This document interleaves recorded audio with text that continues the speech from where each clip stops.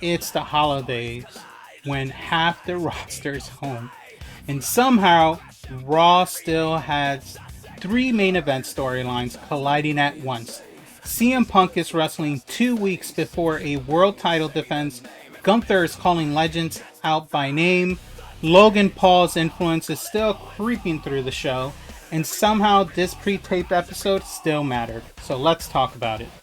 What's up, everybody? Welcome back to the T Drop. The superstars are home for the holidays, but WWE gave us a pre-tape Raw that quietly did a lot of heavy lifting. Not perfect, though. Not filler, but definitely intentional. Right out of the gate, WWE leaned into movement, and obviously, as over every show they do nowadays, everyone starts the show with walking into the arena. So everyone is walking. CM Punk, Rey Mysterio, Judgment Day, Gunther, The Vision. Obviously, that's not accidental. This episode was about collision courses, not isolated segments. Even Paul Heyman's conversation with Austin Theory set the tone, proved it tonight, or get exposed. That theme runs through this entire show. So let's start with the best pure wrestling on the show that night. Rhea Ripley versus Asuka continues a rivalry that honestly never gets old. The key story beat here wasn't just a match. It was Io Sky staying backstage until she did it. This was one of those matches where the crowd was locked in, the work was stiff, and the finish meant something. Asuka finally gets a singles win over Rhea. Tainted, yes, but necessary. Rhea doesn't lose heat. Asuka regains credibility, and the Kabuki Warriors versus Rio and Io program stays hot and relevant. This was smart booking on WWE's end. Paul Heyman remains undefeated as a narrative tool. His message to Theory was simple. You didn't exist a year ago, now you do. Don't waste it. That's pressure. And I like that Braun didn't vouch for Theory, only Bronson did. That separation matters. This is WWE telling us Austin Theory's talent isn't the question, connection is. Now, this segment was messy, but intentionally so. Becky Lynch came out swinging, claiming legitimacy, lawyers, corruption, all ego based on her loss against Maxine Dupree. Maxine Dupree responded with confidence and receipts.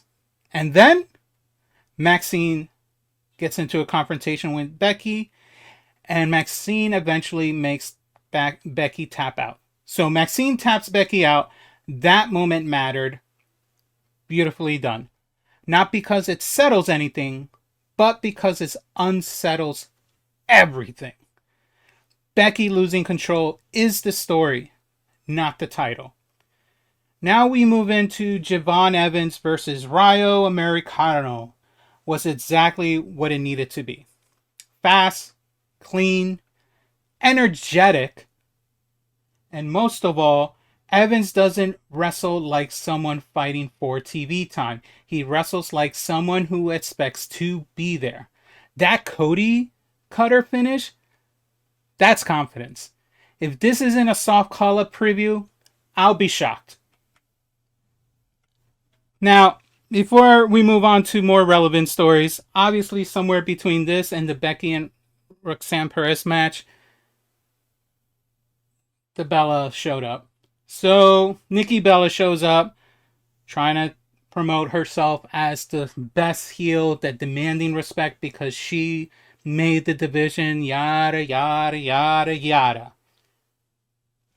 So apparently her and Raquel Rodriguez and Stephanie Vaquer are going to have a match for the belt next Monday. So tomorrow. What happens? Don't know. Hopefully it helps elevate whether it's Roxanne, Raquel Rodriguez or Stephanie Vaquer. Nikki Bella doesn't really need it. She just needs to be the heel to help these two get into the next level plateau for their career. Nikki already has a successful career, so hopefully that's the goal. Maybe she wins the belt but maybe that means it's because they're trying to push these two to fight for the belt back. So we will have to see what is WWE's intent for them as we enter 2026. Now, Bayley versus Roxanne Perez continues to quietly be one of the best women's program on Raw. The Judgment Day interfered, didn't overtake the match, it backfired. Lyra slapping Bayley, Bayley snapping afterwards, that's character work. Bayley winning here was the right call. She needed momentum back after recent losses, and Roxanne's loss does nothing at all. So Gunther, we move on to Gunther, and Gunther calling out John Cena by referencing that he taps out. So not now when I mean he's calling him out, he's just stating he's reiterating the fact that he made John Cena tap out. He's not actually expecting him to show up. He's just reminding the fans why he did it. So Gunther calls out John Cena by referencing the tap out, cold, calculated, disrespectful. Then we see CM Punk marching to the ring like a man who doesn't care about volume, only proximity. No punches were thrown, no chaos needed. This is how you sell a potential future title match. So we move on to the main event. Now, the main event did more than people might realize. Austin Theory looked comfortable.